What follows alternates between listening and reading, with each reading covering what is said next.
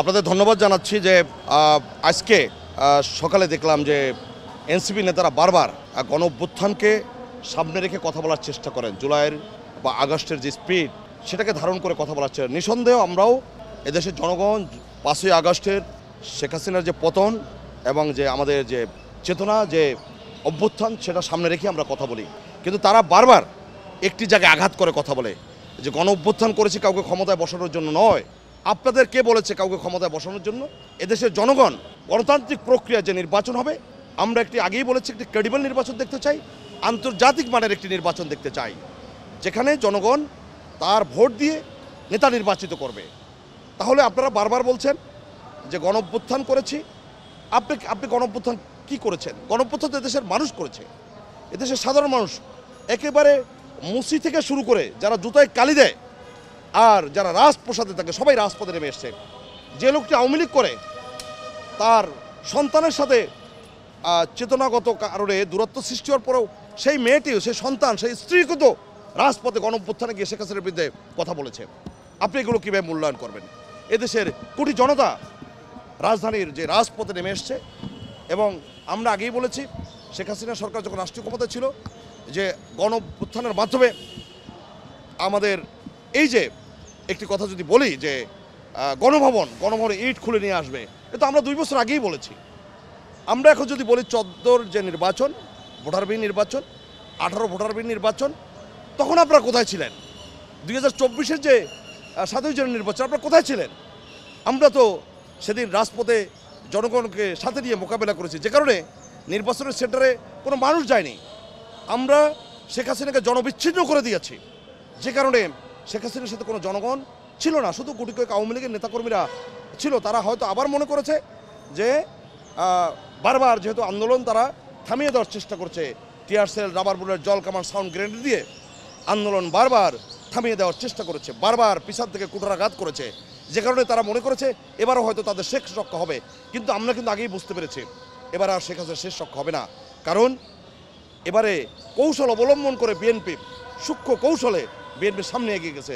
জনাব তারেক রহমানের যে কৌশল ছিল, যে লক্ষ্য ছিল, উনি তো বারবার বলেছেন। আপনারা যারা গণমাধ্যমে কাজ করেন আপনারা জানেন, আপনারা বক্তব্য নিয়েছেন, আমরা যখন রাজপথে বক্তব্য দিয়েছি আপনারা আমাদের বক্তব্যগুলো ধারণ করেছেন। এই জন্য আপনাদেরকে ধন্যবাদ জানাই যে আজকে যারা ইউটিউব চালাচ্ছেন, যারা অনলাইনে কাজ করছেন, তাদের প্রতি আমরা শ্রদ্ধা জানাই, কারণ তারাও কিন্তু গুলির মুখে গিয়ে গণমাধ্যমে বক্তব্যগুলো তুলে ধরার চেষ্টা করেছেন।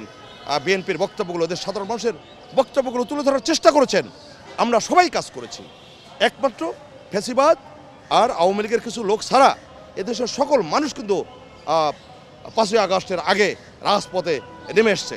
তো আজকে আমরা বারবার একটি জায়গায়, আপনাদের সাথে তো লোক নাই, আপনারা জনবিচ্ছিন্ন হয়ে গেছেন আচরণগত কারণে। আমরা তো এখনও সিনিয়রদের সম্মান করি, আপনারা রাজনীতিবিদদের সম্মান করেন না, আপনারা যা মন চায় তাই কথা বলেন। গণ অভ্যুত্থান করেছি কাউকে বসানোর জন্য নয়। আপনি কে? আপনারা কারা? গণ অভ্যুত্থান করেছেন, গণ অভ্যুত্থান করেছেন, সামনের সারিতে ছিলেন, আমরা পিছন থেকে ব্যাক করেছি, এদেশের সব মানুষ রাস্তায় নেমে এসছে। আপনারা বারবার বলেন গণ অভ্যুত্থান করেছি। আপনারা স্পষ্টভাবে বলতে হবে আপনারা কী চান। রাষ্ট্রের প্রধানমন্ত্রী হতে চান, সেটা জনগণ নির্ধারণ করবে। রাষ্ট্রীয় ক্ষমতা যেতে চান, জনগণ নির্ধারণ করবে। বড়জোর একটা চাকরি করতেন, ঢাকা বিশ্ববিদ্যালয় থেকে বা প্রাইভেট বিশ্ববিদ্যালয় থেকে যারা মাস্টার্স করে উচ্চশিক্ষা গ্রহণ করে একটি চাকরি করে বিসিএস অফিসার পোস্ট ক্যাডারে যায়, চাকরি করতেন। আল্লাহ তাআলার অশেষ রহমতে আমাদের সকলের প্রচেষ্টায় গণ অভ্যুত্থান হওয়ার কারণে আপনি চেয়ারে বসছেন, রাষ্ট্রীয় সর্বোচ্চ মর্যাদা পেয়েছেন, প্রোটোকল নিয়েছেন। এরপর আর কি চান? আপনারা হাতিয়ায় একটা ঘটনা ঘটে, মাসুদ হাতিয়ায় ঘটনা ঘটে যে বিএনপি নেতাকর্মীদের টার্গেট করে কথা বলছেন। বিএনপি আগেই বলছে একটু সমুদ্র, প্রশান্ত মহাসাগর, আটলান্টিক মহাসাগর, এখানে এই যে বারবার বিএনপিকে অ্যাটাক করছেন। আমরা স্পষ্ট ভাষায়, শহীদের আদর্শের সৈনিকরা কিন্তু এখনও চুপ করে বসে আছে, শুধু সংঘাত হবে আচরণগত কারণে, যে কারণে আমরা কথা বলি না। কিন্তু আমরা আপনাদের এই যে আজকে বলতে চাইনি, তারপরও আমাকে অনেকে অনুরোধ করেছেন যে আপনাদের থামিয়ে দেওয়ার জন্য। আপনারা যেভাবে প্রশাসনে সর্বত্র খবরদারি করেন, আপনাদের কথায় পোস্টিং হয়, আপনাদের কথায় নিয়োগ হয়, আপনাদের প্রশাসন ভয় পায়, আপনাদের ওসি সাহেবরা ভয় পায়, ডিসি সাহেবরা ভয় পায়। কেন? আপনাকে রাষ্ট্রের মালিক, রাষ্ট্রের মালিক দেশের জনগণ নির্ধারণ করবে। এবং আগে বলেছি যে শেখ হাসিনা মার্কা নির্বাচন বাংলাদেশের জনগণ মেনে নেবে না। নির্বাচন হতে আন্তর্জাতিক মানের। আমরা 91 সালে যে নির্বাচন দেখেছে এরশাদের পতনের মধ্য দিয়ে সে সময় গণঅভ্যুত্থান হয়েছে, 90 সালে গণঅভ্যুত্থান হয়েছে, 75 15 আগস্ট মরহুম শেখ মুজিবুর রহমানকে অভ্যুত্থানের মাধ্যমে পতন করা হয়েছে, তার সপরিবারে নিহত হয়েছে। তারপর শহীদ রাষ্ট্রপতি জিয়াউর রহমানকে এদেশের মানুষ রাষ্ট্রীয় ক্ষমতায় নিয়ে এসছে, জনগণ নির্ধারণ করেছে। আমরা অনেক সহ্য করেছি আপনাদের আচরণগত যে বিষয়গুলো। আপনারা বারবার জনগণের প্রতিপক্ষ হয়ে কথা বলছেন, জনগণ নির্ধারণ করবে। আর জনগণকে বারবার জনগণকে কটাক্ষ করে, রাজনৈতিক নেতা নেত্রীদের কটাক্ষ করে, নেগলেক্ট করে আপনারা কথা বলছেন। আমরা বলতে চাই এগুলো বাদ দিয়ে এক কাতারে এসে সামিল হতে হবে। আর না হয় ফ্যাসিবাদ কিন্তু ইতিমধ্যে মিছিল শুরু হয়ে গেছে। এই মিছিল মোকাবেলা করার ক্ষমতা আপনাদের নেই। এই মিছিল আওয়ামী লীগের ফ্যাসিবাদের নেতৃত্বে যে মিছিল হচ্ছে এগুলো মোকাবেলা করার মতো হিম্মত একমাত্র বাংলাদেশ জাতীয়তাবাদী দলের রয়েছে। আপনাদের জনসমর্থন নেই, আপনারা কীভাবে মিছিল মোকাবেলা করবেন? আজকে যেসব ছোটোখাটো দল রয়েছে তাদের জনপ্রিয়তা নাই, তারা জামানত হারাবে, তারা পার্লামেন্টে যেতে পারছে না, যে কারণে তারা বলছে নির্বাচন দরকার নাই। নির্বাচন হতে হবে, সিদ্ধান্ত একটাই, বাংলাদেশের মানুষ নির্বাচন চায়, বাংলাদেশের মানুষ গণতন্ত্র চায়, বাংলাদেশের মানুষ সুশাসন চায়, বাংলাদেশের মানুষ ন্যায় বিচার চায়, বাংলাদেশের মানুষ একটি স্বচ্ছ ব্যালট বাক্স সম্মিলিত একটি নির্বাচন চায়। আমি যদি বলতে চাই যে গত 3টি যে নির্বাচন হয়েছে সেই নির্বাচনে যে পরিমাণ ব্যালট বাক্স কেনার নামে লুট হয়েছে, যেখানে অমুসলিমীয় কালি কাগজ কলম কেনার নামে যে পরিমাণ লুট হয়েছে, যে পরিমাণ রাষ্ট্রীয় সম্পদ লুট হয়েছে, সেগুলো কি সংস্কার আওতায় আসছে? ঢাকা শহরে মানুষ চলতে পারে না, সেগুলো কি সংস্কার আওতায় আসছে? প্রতিটি অফিস আদালতে আগের মতো ঘুষ দুর্নীতি চলছে, সেগুলো কি সংস্কার আওতায় আসছে? কথায় কথায় এইসব ফাঁকা আওয়াজ দিয়ে এদেশের মানুষকে আর দাবিয়ে রাখা যাবে না। আমরা বিশ্বাস করি যে জনগণ আবার রুখে দেবে। বারবার একটি কথা, গণঅভ্যুত্থান হয়েছে আপনাদের বসানোর জন্য যায়, তা কাদের বসানোর জন্য? আপনাদের। আমরা নির্বাচন এখন যে বলি যে অন্তর্বর্তীকালীন সরকার সকলের সম্মিলিত চিন্তাধারাই কিন্তু সরকার গঠিত হয়েছে, তাহলে এই সরকার কোন ক্ষমতা বলে রাষ্ট্রীয় ক্ষমতা রয়েছে?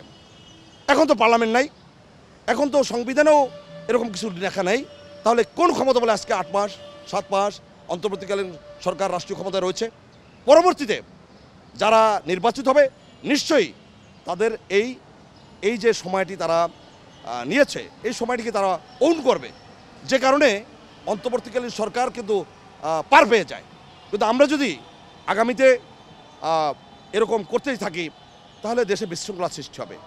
গণঅভ্যুত্থানের পরে অনেকগুলো কিন্তু ঘটনা ঘটেছে। আজকে আমরা যদি বলতে চাই, গত কয়েকদিন থেকে আমরা দেখছি আওয়ামী লীগ ঝটিকা মিছিল বের করছে। আপনারা কোথায় মোকাবেলা করেছেন? একমাত্র বিএনপি রাস্তায় দাঁড়িয়ে ছাত্রদল, যুবদল, স্বেচ্ছাসেবক দলের নেতাকর্মীরা এই দুষ্কৃতীকে ধরে থানায় দিচ্ছে, এবং রাজপথে কিন্তু বিএনপি সবচেয়ে শক্তিশালী বড় দল, জনপ্রিয় দল। এদেশের মানুষ এখনও বিএনপিকে শ্রদ্ধার সাথে ভালোবাসায়। এখন আপনারা কিছু সোশ্যাল মিডিয়ায় বিএনপির বিরুদ্ধে অপপ্রচার চালাচ্ছেন। একজন ব্যক্তি 10টা আইডি খুলে, ভুয়া আইডি খুলে বিএনপির বিরুদ্ধে অপপ্রচার চালাচ্ছেন। এটা ইতিমধ্যে মানুষ বুঝতে পেরেছে, যে কারণে আপনারা যে পহেলা বৈশাখে আপনি এত বড় একজন নেতা, আমরা দেখলাম যে 50 জন লোকের উপস্থিতি নাই। আপনাদের কথা কেউ শোনে না।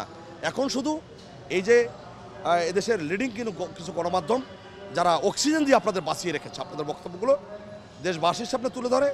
আমরা বলি যে এটি একটি অক্সিজেনের মতো অবস্থা, যে অক্সিজেন দিয়ে আপনাদের বক্তব্যগুলো, যেমন মানুষের শ্বাস প্রশ্বাস যখন একেবারে মৃত্যুর মুখে চলে যায় তখন অক্সিজেন দিয়ে তাদেরকে বাঁচিয়ে রাখে। আপনাদের অবস্থা তাই হয়েছে। আপনারা বিএনপিকে টার্গেট করে কথা বলেন, আর একটি দলকে আপনারা কাছে টানার চেষ্টা করেন। তাদের তো জনপ্রিয়তা নাই, তাদের জামানত বাজেয়াপ্ত হয়। তারা তো আমাদের সাথে দীর্ঘদিন ছিল, এখনও তারা আছে, আমরা বিশ্বাস করি। কিন্তু তারাও রাষ্ট্রীয় ক্ষমতায় যেতে চায়। রাষ্ট্রীয় ক্ষমতায় আশাই তো মানুষকে বাঁচিয়ে রাখে। আমরা সবাই আশা দেখি, সবাই স্বপ্ন দেখি। যেমন আমরা 1971 সালে মহান মুক্তিযুদ্ধের মধ্য দিয়ে এই একটি বাংলাদেশকে আমরা স্বাধীন করেছি। স্বৈরাচারের বিরুদ্ধে আমরা সংগ্রাম করেছি, ফ্যাসিবাদের বিরুদ্ধে আমরা সংগ্রাম করেছি। আমরা পাকিস্তানি শাসক গোষ্ঠীর বিরুদ্ধে সংগ্রাম করে একটি স্বাধীন সার্বভৌম বাংলাদেশ প্রতিষ্ঠা করেছি। সেখানে তো সম্মুখ যুদ্ধে শহীদ রাষ্ট্রপতি জিয়াউর রহমান স্বাধীনতা ঘোষণা দিয়ে তিনি একেবারে সম্মুখ যুদ্ধে তিনি অংশগ্রহণ করেছেন, আবার তিনি ব্যারাকে ফিরে গিয়েছেন। আর আপনারা গণঅভ্যুত্থান করেছেন, আপনারা আবার চাকরিও চান, আপনারা মন্ত্রণালয়ের মতো চেয়ারেও বসতে চান, আপনারা সবই চান, তাহলে আপনাদের স্পষ্ট করতে হবে যে আপনারা কি চান আসলে। এদেশে নির্বাচন না হলে সেটা বলতে হবে যে না, আর বাংলাদেশে আর কোনো নির্বাচন হবে না, সেটা বলেন। ভাষা ভাষা কথা বলবেন না। আমরা এদেশের নাগরিক, আমাদের রক্ত মাংসের শরীর আছে।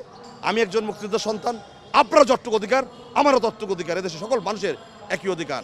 কিন্তু আপনারা মনে করেন না যে রাষ্ট্রীয় ক্ষমতায় আপনাদেরই বসাতে হবে, আপনাদের জামানত বাজেয়াপ্ত হবে।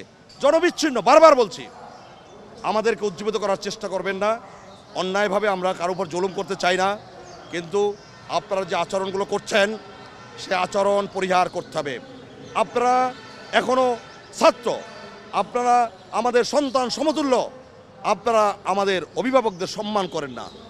এখন আপনারা সম্মান দিতে চান। সম্মান হচ্ছে পারস্পরিক একটি সম্পর্ক। আপনি আমাকে ভালো ব্যবহার দিলে আপনাকে আমি ভালো ব্যবহার দেব, আপনি আমার সাথে খারাপ আচরণ করলে আমিও খারাপ আচরণ করব, এটি স্বাভাবিক প্রক্রিয়া।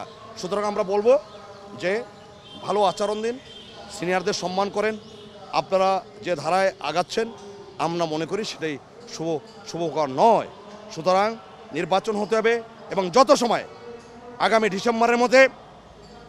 ডিসেম্বরের মধ্যে বাংলাদেশে একটি স্বচ্ছ আন্তর্জাতিক মানের একটি ক্রেডিবল নির্বাচন আমরা দেখতে চাই, এদেশের মানুষ দেখতে চায়। ধন্যবাদ সবাইকে।